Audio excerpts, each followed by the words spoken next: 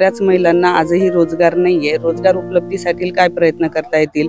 तरुणांना मार्गदर्शन असेल किंवा तरुणांच्या सोबतीला एक अभ्यासिका भारतामध्ये इंदोर हे स्वच्छता म्हणून शहर घोषित झाले, 1 नंबरचं शहर घोषित झालेलं आहे. माझा हा मानस राहणार आहे की मी चाळीसगाव चं नक्कीच नावलौकिक करण्यासाठी, स्वच्छतेच्या बाबतीत नावलौकिक करण्याचा प्रयत्न करणार आहे. ते भलेही पक्षाचं एखादी पद नसल्यामुळे, पण मग दादांच्या कामकाजाचा सगळा आढावा मी बघत होती. कुठे ना कुठे राजकारणाशी संलग्नता आहे. नगराध्यक्ष पदासाठी महायुतीचा उमेदवार म्हणून गेल्या काही दिवसांपासून प्रतिभाताई चव्हाण यांचं नाव जो आहे तो प्रकर्षाने मोठ्या प्रमाणात चर्चेला जात होता आणि समाज माध्यमात देखील मोठ्या प्रमाणात त्याचा चर्चा करण्यात आली. मात्र त्यावर आता नुकतीच जो आहे तो शिक्कामोर्तब झालेला आहे आणि भारतीय जनता पक्षांकडनं झालेली जाहीर झालेल्या यादींमध्ये प्रकर्षाने अधिकृत उमेदवार म्हणून त्यांची घोषणा जी आहे ती झालेली आहे. तत्पूर्वी आपल्यासोबत प्रतिभाताई आहेत. नेमकं आपण त्यांच्या भावना जाणून घेणार आहोत. ताई, काय सांगाल? खरं तर गेल्या काही दिवसांपासून प्रकर्षाने आपलं चर्चा जी आहे ती नावाची मोठ्या प्रमाणात करण्यात आली आणि आता अधिकृत घोषणा जी आहे ती झालेली आहे.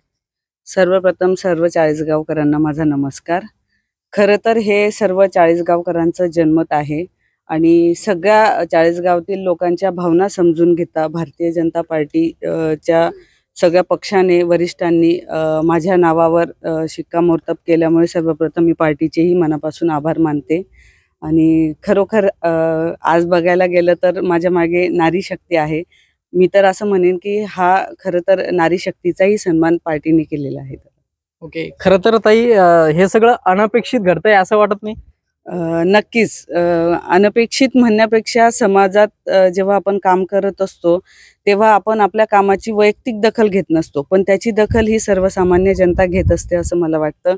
म्हणून हे खरंच माझ्यासाठी अपेक्षित आहे, अनपेक्षित आहे. ओके, खरं तर ताई काही क्षणांमध्ये आपण आपलं उमेदवारी अर्ज दाखल करत आहात. पहिल्यांदाच तुम्ही त्या ठिकाणी म्हणजे ॲज अ राजकारणामध्ये आपण पदार्पण केलेलं आहे असं म्हणायला हरकत नाही. तर कशा पद्धतीने एकंदरीत भावना आहे? तसं बघायला गेलं तर राजकारण असं म्हणता येणार नाही की राजकारणात पदार्पण पहिल्यांदाच आहे. कारण 2019 नंतर मंगेश दादांच्या सोबत मी सगळ्या प्रक्रियेत होते. भलेही पक्षाचं एखादी पद नसल्यामुळे, पण मग दादांच्या कामकाजाचा सगळा आढावा मी बघत होती.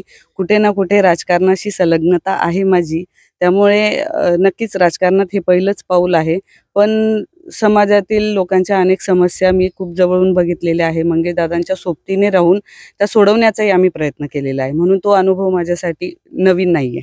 खरं तर ह्या निवडणुकीमध्ये एकीकडं पद्माताई आणि दुसरीकडे प्रतिभाताई अशी चुरशीची लढत जी आहे ती चाळीसगावकरांना अनुभवता येणार आहे. आपल्या प्रतिस्पर्धी म्हणून पद्माताई या ठिकाणी रिंगणामध्ये पाहायला मिळत आहे. ॲज अ उमेदवार म्हणून काय वाटतं? सर्व म्हणजे मी तर असं म्हणेल की सर्वस्व जनता मायबाप ही ठरवणारी आहे. पण आमचा जो विषय आहे की तो विकास हा मुद्द्यावर आहे. आपण बघतोय की कुठेतरी चाळीसगाव बदलत आहे आणि मला असं वाटतं चाळीसगावची जनता ही सुजाण आहे, ही विकासासोबत चालणारी आहे आणि नक्कीच यात शंका नाही की चाळीसगाव जनता ही विकासाचा हात पकडणार आहे. ओके, खरं तर आपण या ठिकाणी कुठले संकल्प घेऊन या निवडणुकीला सामोरे जाणार आहात? सगळ्यात महत्त्वाचं, आम्ही जेव्हा आता सगळ्या प्रभागांमध्ये फिरतो आहे, अनेक समस्या आहेत चाळीसगावमध्ये ज्या बऱ्यापैकी आपण सोडवण्याचा, आमदार मंगेश दादा चव्हाण यांच्या मार्फत सोडवण्याचा प्रयत्न केला आहे. पण येणाऱ्या काळात महिला सुरक्षा असेल, शहर स्वच्छता असेल, युवकांना कामाची संधी असेल, परत आपल्या ज्या छोट्या छोट्या गोष्टी आहेत, पाण्याची समस्या असेल, सुशोभीकरण असतील, आपलं चाळीसगाव स्वच्छ आणि सुंदर ठेवण्याचा अनेक असे संकल्प आहेत मनात. पण ते भविष्याच्या येणाऱ्या काळात मी मांडणारच आहे.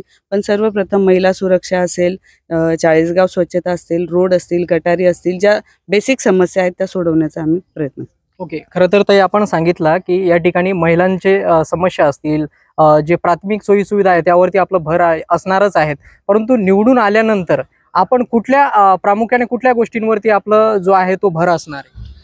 सर्वप्रथम चाळीसगावातील महिलांसाठी रोजगार असेल, स्वच्छता मोहीम जी आम्ही अनेक वर्षापासून शिवनेरी फाउंडेशन मार्फत आम्ही राबवत आहोत, ती आम्हाला चाळीसगाव, मला असं वाटतं की भारतामध्ये इंदोर हे स्वच्छता म्हणून शहर घोषित झाले, 1 नंबरचं शहर घोषित झालेलं आहे.